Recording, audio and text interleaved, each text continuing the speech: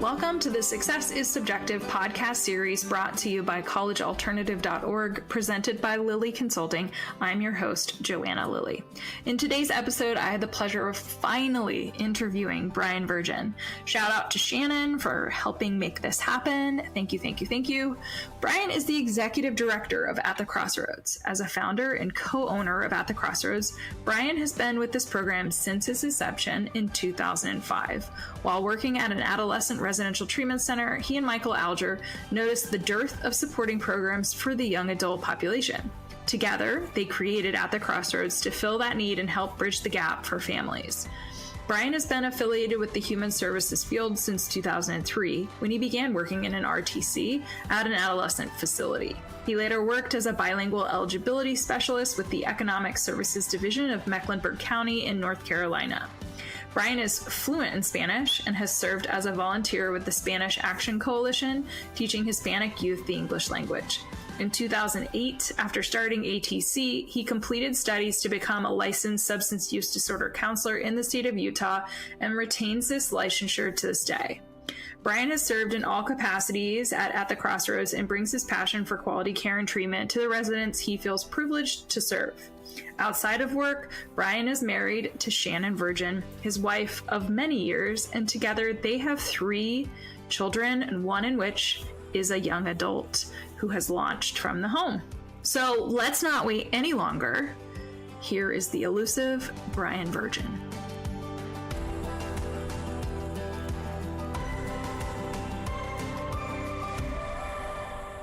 Brian, I'm super excited to have you on the podcast. I feel like I have a celebrity, honestly, because you are so hard to get to sit down to do an interview. Also, because you're just partly super busy.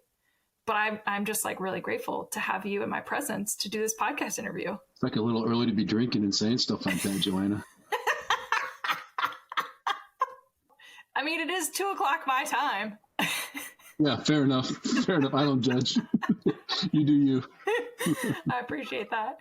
Well, I am clearly this interview is going to be full of laughs, but I'm actually really excited because I don't feel like I know your full story other than really some of the stuff leading up to the work that you're doing, but I'm excited to jump even further back. So let's literally just dive in. Why don't you tell the listeners, where did you actually grow up and what was the messaging that you were getting around post-secondary education from your family as well as kind of the community in which you were raised? Yeah, cool. So I was born in Murray, Utah. I've spent most of my childhood in Huntsville, Utah, home of Waypoint Academy now.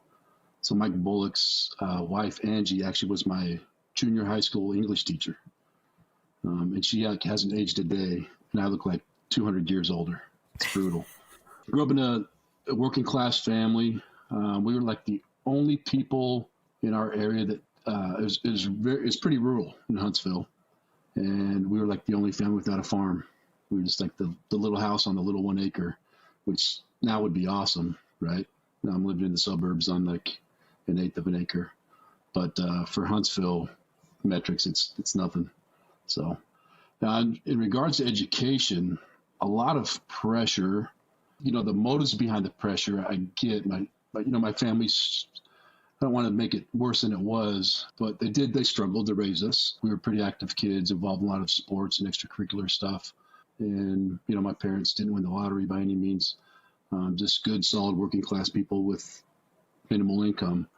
And so I think that's where their motivation was to pound school. You got to go to college, have a better quality of life than we've been able to give you. So I think that in terms of education, that was the punchline in our household growing up. Well, and then having heard that too, just in terms of the grind, right? And for somebody that's motivated, not just academically, but being involved in all of these things. And again, this is a flash forward to everything that you're doing now or a lot of the things outside of work are related to your own children's extracurriculars. But again, I'm kind of disclosing more now than we'll get to it later. Right. But knowing that's a part of your journey, what did you end up doing then after you graduated? Did you go to school? I don't know that part of your story. Yeah. When I was a sophomore in high school, this is how backwards I do everything, right? I was playing defense. I'm supposed to hand out the concussions. But I went and hit somebody and gave myself a concussion. It was pretty extensive. Spent a lot of time down at Primary Children's in Salt Lake. Had my social worker that would come to school with me, took some remedial courses to kind of recover. So football was off the board for the rest of that year. I was able to come back and play a little bit my junior year and ended up in a super random accident. My best friend and I we were like a 30-minute drive from high school. So probably, I don't know how many miles, but we had to go over this, dangerous mountain pass or a canyon. We had the two options. And so we pitched in together. We bought a bullet bike. And it was his, so I would ride on the back. So there's like these two high school morons flying around on this, organ donor machine.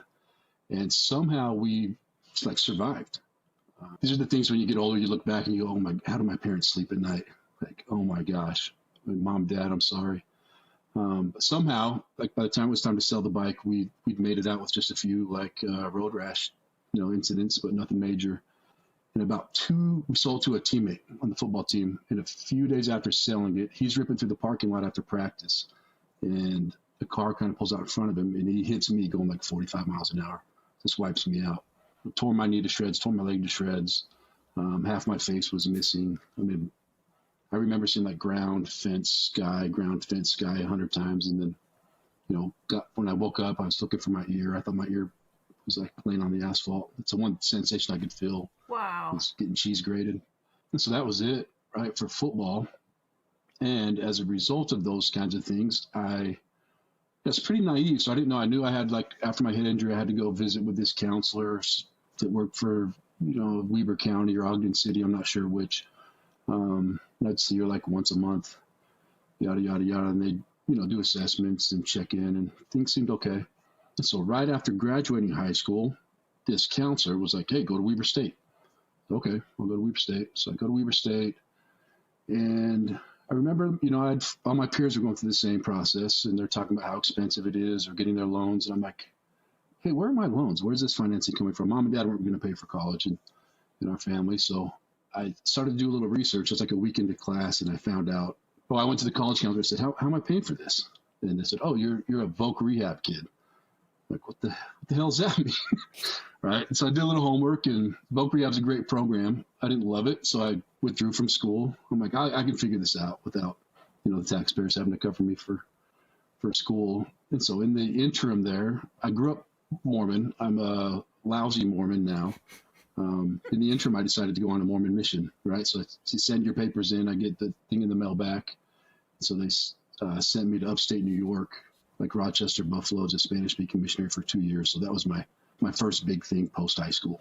Well, hold on. You just dumped a lot, though, right there. You're like, hold on, you're surprise, voc rehab. That's how you're paying for college. And you're realizing quite quickly, right, this is not really my thing. And then from a religious standpoint, you're like, well, if I'm not in school, then I should, especially through the Mormon religion that you're going to put in for your mission. Then you go to an area. Let's just back up for a second. You grew up on 1 acre, not on a farm, and then you go to Rochester, New York.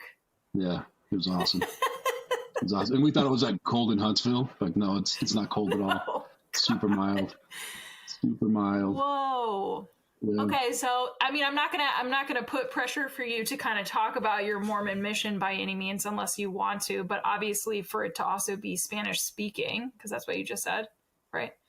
That's also culturally a whole other added layer of complexity to a 2-year commitment. And again, coming from rural Utah to then being in kind of this, I'm assuming more rundown, rather metropolitan area for a very different religious part of our country.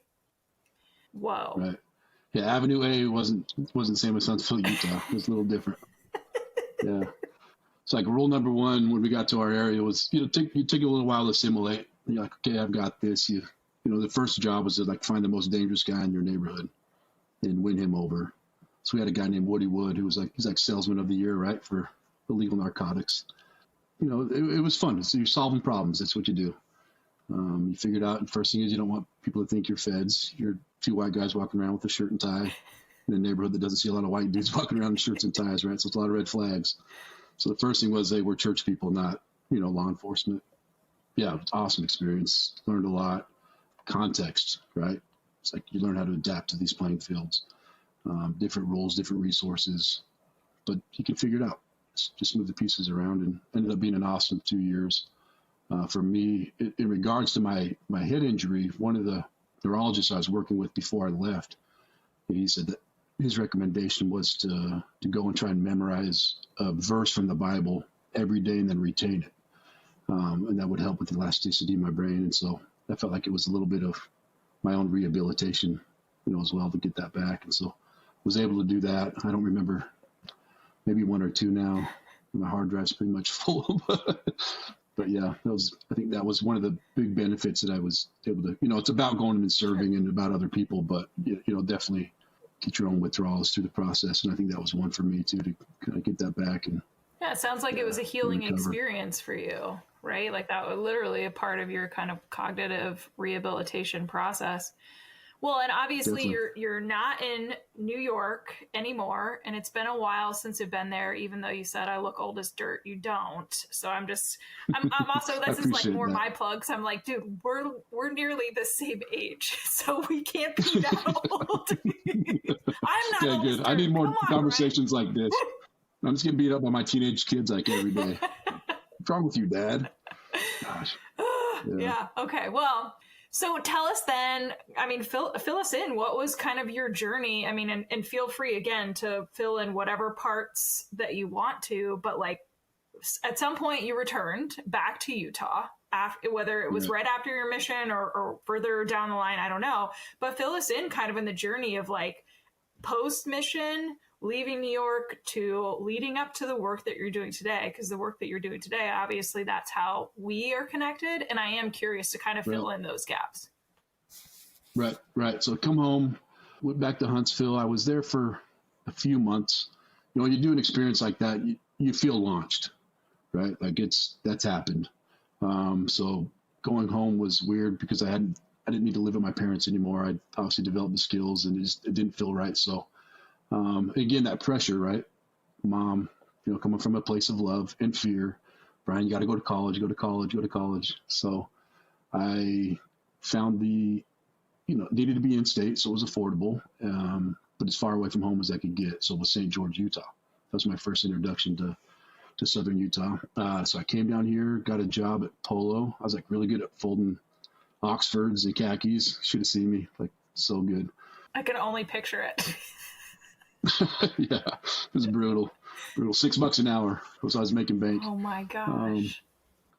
Yeah, would start school. This was my pattern. I'd start school. The way my mind worked at the time was, I'm doing this to appease mom. But you go to class long enough, you start to think, man, how does this generalize? What's the point? Again, looking at student loans, or didn't want to lean on parents for the bill. So usually about the last, 24, 48 hours before the withdrawal date, I would withdraw, go get another job. Sometimes I was, delivering milk at night, working at the bank during the day, and then working at Polo to fill in my free time. And then the next semester I would do the same thing. The guilt would come back up. I'd try and force myself to go to school, think, what's the point? Do the math. I'm paying this much money. I could be making this much money if I was doing X, Y, Z. I think the second semester I started a pest control company. So I remember being I can't remember what class it was, but I was drawing up a logo for a pest control company, the Bug Boys. So, that was also my plan. I'm going to withdraw, but I'm going to tell my mom, this is my plan. It's okay. Taking care of myself, yada, yada, yada. Somewhere in there, I met somebody who was working at they called it an RTC. I had no idea what that meant. And my soft goal with school was probably to teach, as business accounting. I tried that, wasn't taken. So I thought, man, I'll probably do education and, go coach and teach, and that'll be it. So cool opportunity, right? Go work with kids. And within about 72 hours of that job, I thought, man, if I can find something in this space, this makes a lot of sense, right? It just hit home. In the meantime, I meet this lady named Shannon, took her into going on a few dates with me, and I talked her into marrying me. I was still working at this residential treatment center. And throughout that process started to, you start to ask some of the questions. What happens when they're done? What happens when they turn 18? And that was kind of the first seed for, doing what we're doing now is At The Crossroads. This is probably 22 years ago. So back to the age thing. It's just a weird thing to say, right? Obviously, I didn't have like resources to go start a business, and I was young and naive and not formally educated. So back to being resourceful, I had to talk to a few people here and there, and nothing took. We went to the owner of that program, and he kind of chuckled, said it wasn't a horrible idea, but you're just a 22-year-old idiot. So come talk to me when you're grown up and have some experience. So in the meantime, I had a coach from a school in Mississippi. It's called Millsaps College. And mind you, I hadn't played football for like a long time. And so this guy came at the best and the worst time. I think I was low-hanging fruit. It was, the has-been. It's like, man, I might try this one more time. What if, yada, yada, yada. So he talked me into going to school. It's a school in Jackson, Mississippi called Millsaps College. So we had just bought a home. I think we were in it 90 days. And then we left. I leased it to my boss and did a lease to own thing, which ended up costing me a ton of money. It was like the first big, real estate boom in Southern Utah. And I'd capped, our earnings on it. And he made like a solid 6 figures. He made about 15 grand, which is still a ton of money for a kid that age, but man, 115 would have been way cooler. And so, I went to Jackson, Mississippi, another cool experience, another new playing field, right? Not Huntsville, Utah, not upstate New York, not Buffalo, New York, Rochester. And stuff I hadn't seen before, experienced before. And again, I kind of like the role of being the outsider. It's interesting to me. I like to, learn new playing fields and new rules and all that stuff. And it was a really cool experience. And again, I'm like appeasing my mom. Mom, I'm going back to school. I'm finally going to do it. So these like small liberal arts schools, as you know, are expensive. So we've been promised a lot of funding. So like my bill wasn't too bad. About halfway through the season, they called us in and they had done an audit and they were giving us, some of the athletes funding that may or may not have been, I'm guessing it wasn't appropriate because they took it away. And which led to like an important place in my life when I look at the timeline. I'm sitting there with a counselor. They're talking me, their job's to keep me in school. Like the simple-minded kid from Huntsville is like, okay, so if I do, how much is it going to cost? And if I get this degree, how much money am I going to make? And this is back in the day where they had that big, that big binder, flip it open, it's 4,000 pages, and they find it. And, you see the entry level, the median level, and the advanced level. And I'm just doing the math, and it just doesn't add up, not a chance in hell. I'm going to put myself in that much debt. And so we decided to take off. We jumped in our car again, our whole family, just Shannon and I, and flipped a coin, just go back to Utah or go to Charlotte, where Shannon's from. So we decided to go to Charlotte, North Carolina. So we go to Charlotte. I looked at another school. A coach put me onto another school, Elon. And I thought, okay, we'll check that out. And then again, college in Utah, I'm going to do a shameless plug for Utah. It's affordable. It's like so affordable compared to these. I was super naive. So I'm like, okay, if I can go to that school and it's like Utah, tuition, I'll give it one more shot. But again, the math didn't make sense and couldn't put Shannon on that kind of a position. So we go to Charlotte, and my goal is to get residency, go to Central Piedmont Community College, back to like Utah tuition rates. Made perfect sense. So we have a child, Peyton, my oldest, and I'm cleaning carpets and working for Mecklenburg County for the Economic Services Division. So I was a bilingual eligibility specialist for the food stamp program. Really liked it. It was a cool job. We just bought a home. This was like a theme in the first part of our marriage. We buy a home, and about 2 weeks after we close, I get a phone call from Utah. Hey, dude, remember that idea? Yeah, we got a guy that is in. He wants to give it a shot. So fast forward like 6 more months, I'm in my Oldsmobile Alero with my wife, my dog, my kid, and everything I own, driving straight back to St. George, Utah to set up at the Crossroads. So that was like December of 2005. Wow. I think. So, yeah, God bless Shannon. Right. And we finally made it back where, her family's there, and we're doing Sunday dinners at her parents' house, and we're pretty integrated. And I'm like, hey, sorry guys, we're heading back west. Yeah, but it worked out. They still talk to me, so that's Yeah. cool. Yeah. And I just traded them my oldest back, as my Peytons. So yeah, Peyton's out there having a blast. That's awesome. Well, and you also kind of slid it in there, like at the Crossroads, you kind of, not only did you get somebody that was willing to kind of support the idea and finally make it happen, but you're back in Utah. This is 2005. And so you're actually able to like start to get it off the ground. And we're 2023 now, and you've got one of the longest standing young adult transition programs that exists. Yeah. It's pretty wild. What happened? Isn't that crazy? We blinked. It's I know. It's such a cool job because it's definitely, you see that like the more you see, the less you know game, I think, for all of us in the different kinds of, therapeutic programs that are out there that in that 17 or 18 years, some of the models that we were all chasing, they're extinct, right? So it's a fun game. It keeps us young, read and react and adapt. And so I think that makes it go by even faster. What I love, the one thing that I do love, as I'm just kind of hearing you also share your own story, right? Like literally continuously sitting down, like you're trying, right? Like there's this conflict of like family, right? The guilt or societal pressure of like, you're supposed to be doing this thing. But you're actually super rational and logical, where you're sitting down crunching numbers saying, how does this make sense? Why do I need this degree if I'm literally going to be in debt for so long? But I get to do what I like, but can I still do it like without actually having to get this piece of paper, right? Or having to continue to do some of these things that end up jeopardizing not just your relationship or your partner, but actually now that you've got a growing family, you're like, no, I got to be thinking about everybody. Right.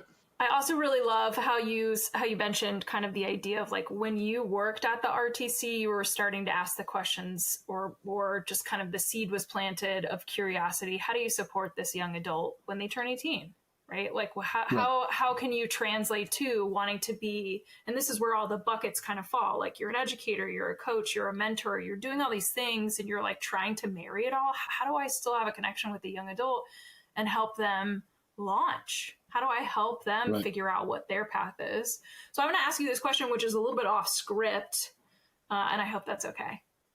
Sure. And I do think that some people will be interested in knowing this, right? What actually is your title for ATC?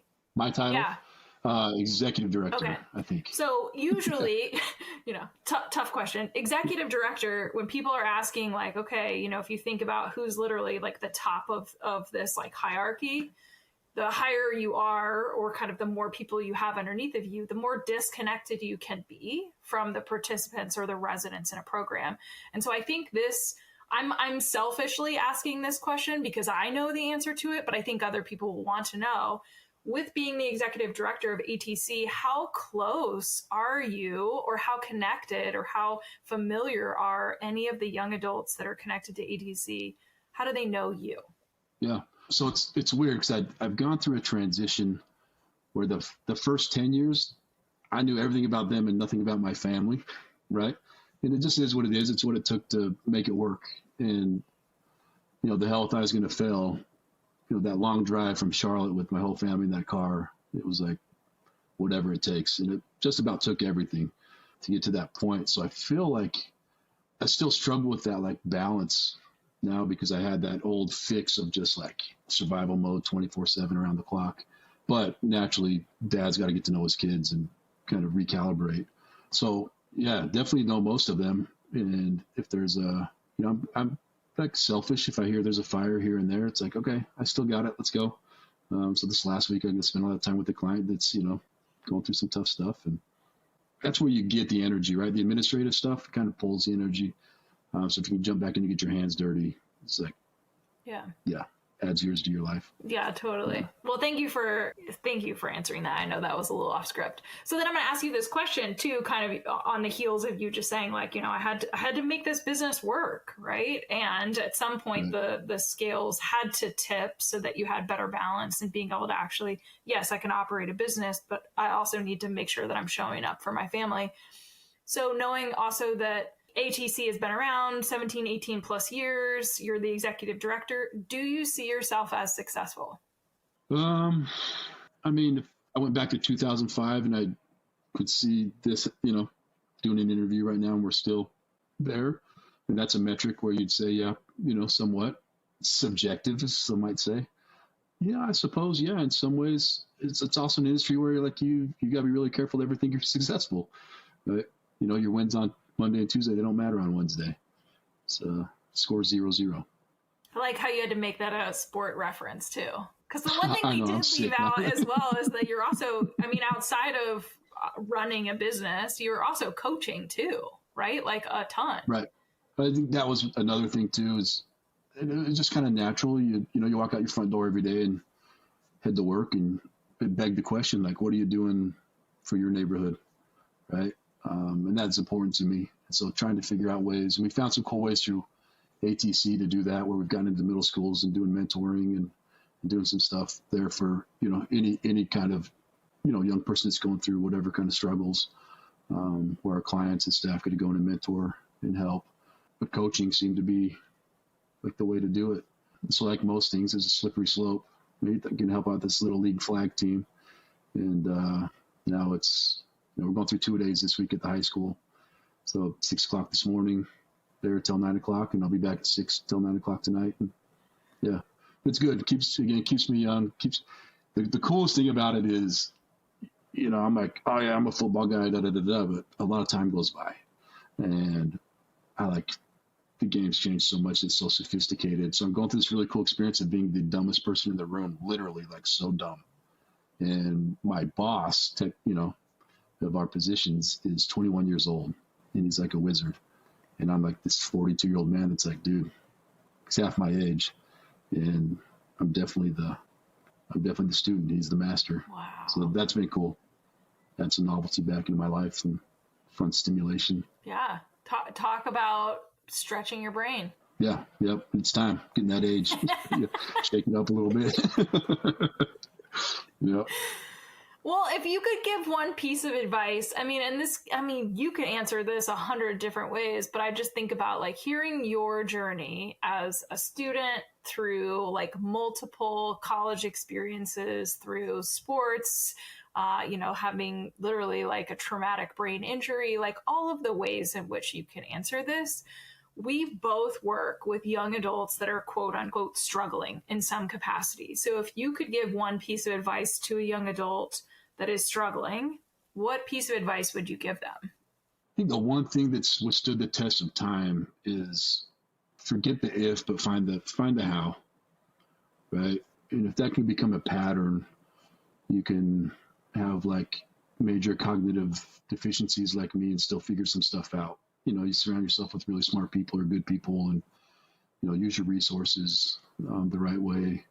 And there's an answer, right? There's a way.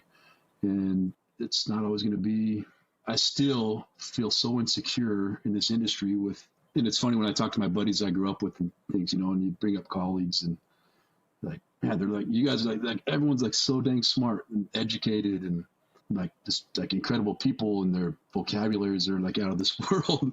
And it's amazing that I get to be a part of like this group of like colleagues in this kind of work, but the figuring out how, right? There's a way to do it.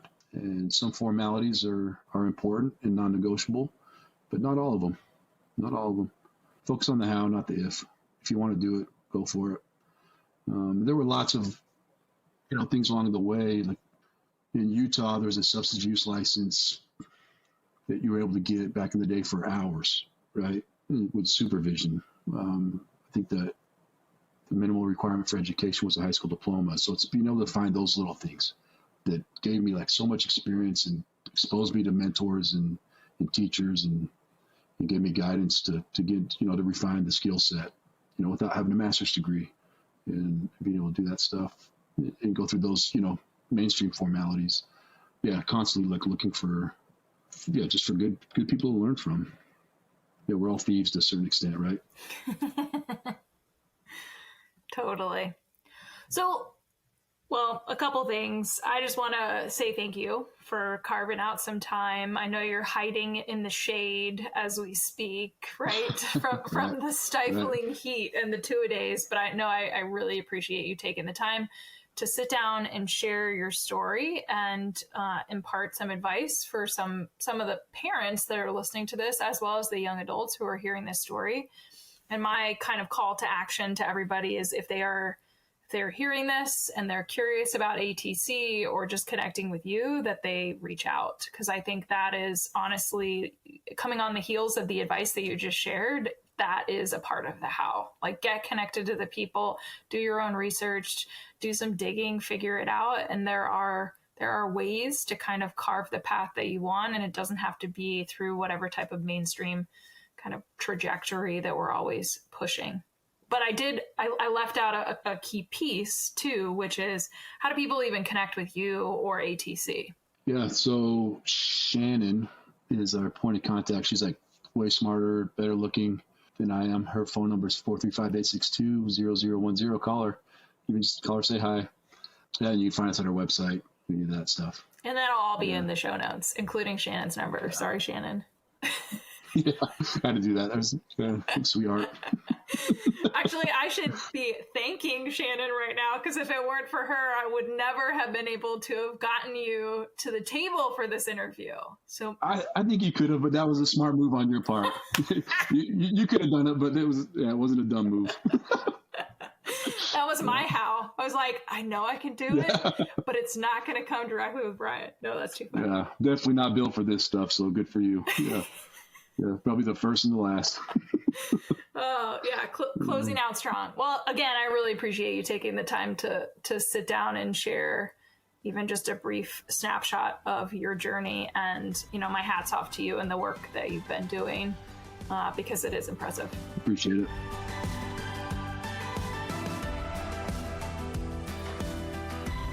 That's it for this week's Success is Subjective episode. I want to thank my guests for joining me on this week and for being willing to share your journey. This podcast would not exist if it wasn't for people such as yourself. Stay tuned for the next episode where you can bet it'll be another amazing human sharing their personal story with the world. Make sure you check out the show notes where you will find contact information, website details, and all social media for our guests. And also put a face with a voice by accessing their interview on the newly formed successissubjective.org website. If you're interested in being a guest on the podcast, you can email me at Joanna, Joanna, at successissubjective.org. I would also be remiss if I didn't tell you to check out the collegealternative.org and lilyconsulting.com websites for additional resources outside of podcasting. If you're listening to the show on Apple Podcasts, please do me a favor and subscribe. And while you're at it, feel free to leave a review.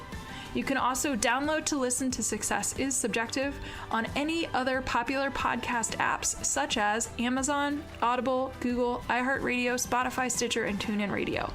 And last but not least, Success is Subjective is listener supported, made possible by me and by you. You can show support for the continuation of this podcast by donating on the successissubjective.org website. Thank you for tuning in, and remember, there is no single path through life. Success is what you make it.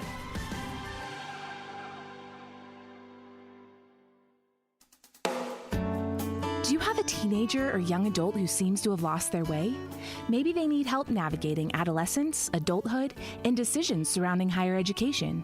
Or maybe they have become withdrawn, their grades are slipping, or they are flat out living a reckless lifestyle, and you're concerned about their health and well-being. If this describes what your teen or young adult is facing, a therapeutic consultant may be able to help. Mental health, addiction recovery, and higher education can all be equally expensive. While information is everywhere, how do you know what option is the best one for your family? Some parents have the time to research and navigate this on their own. Some don't. If the latter applies to you, enter therapeutic consultants. Therapeutic consultants, like Joanna, listen to your family's specific needs and advocate on behalf of your loved one. TCs will research therapeutic resources, recommend treatment programs, and assist during adulthood transitions. Not being affiliated with any program, their support is completely objective and catered toward the best interest of each unique family. To find a qualified therapeutic consultant to work with, check out TCA, also known as the Therapeutic Consulting Association. Their website is therapeuticconsulting.org, all one word. Again, that's therapeuticconsulting.org. Then click the Find a Pro tab up at the top.